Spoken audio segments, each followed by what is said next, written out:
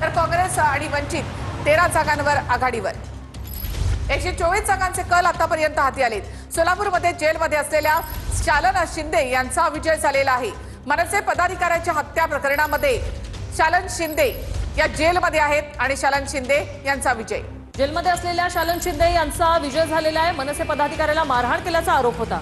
तर सोलापुरातली आकडेवारी भाजप 52, राष्ट्रवादी शिवसेना शिंदे गट, राष्ट्रवादी 4, शिंदे गट 7, तर मविया आणि भाकपा यांच्या युतीला 7 जागी आघाडी मिळाली। प्रणिती शिंदे यांच्यासाठी सोलापूरमध्ये एक मोठा धक्का। मनसे पदाधिकाऱ्याच्या हत्या प्रकरणामध्ये शालन शिंदे सध्या जेलमध्ये आहेत। शालन शिंदे यांचा विजय झालाय।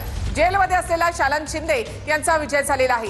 बाळासाहेब सुरवसे यांच्या हत्या प्रकरणामध्ये शालन शिंदे सध्या जेलमध्ये आहेत। तर मुंबईत एमआयएमचा चौथा उमेदवार विजय झालेला आहे। एमआयएमचा आकडा 4 वर गेलाय। मुंबई प्रभाग 137, एमआयएमचे समीर पटेल हे विजयी झालेत। मुंबईमध्ये एमआयएमचा चौथा उमेदवार विजयी झालेला आहे। भाजप मुंबईमध्ये 98 जागांवर पोहोचलेली आहे। 100 पासून फक्त 2 जागा दूर।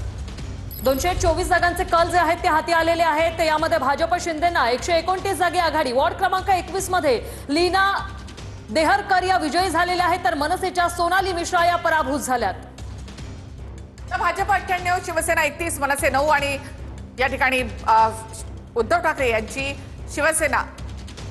तर भाजप आणि शिंदे यांचा आकडा पुन्हा एकदा वाढलाय। 130 वर सध्या भाजप आणि शिंदे यांची युती। वॉर्ड क्रमांक 209 मध्ये यामिनी जाधव या विजयी झालेल्या आहेत शिवसेनेच्या, तर हसीना माहीमकर या मनसेच्या पराभूत झालेल्या आहेत। भाजप आता मुंबईमध्ये 99 वर पोहोचलेली आहे। 100 पासून फक्त 1 जागा दूर। तर पुण्यामध्ये काँग्रेसचे उमेदवार अविनाश बागवेंचा पराभव झालाय। काँग्रेसच्या अविनाश बागवेंसह त्यांच्या पत्नीचाही पराभव झालेला आहे।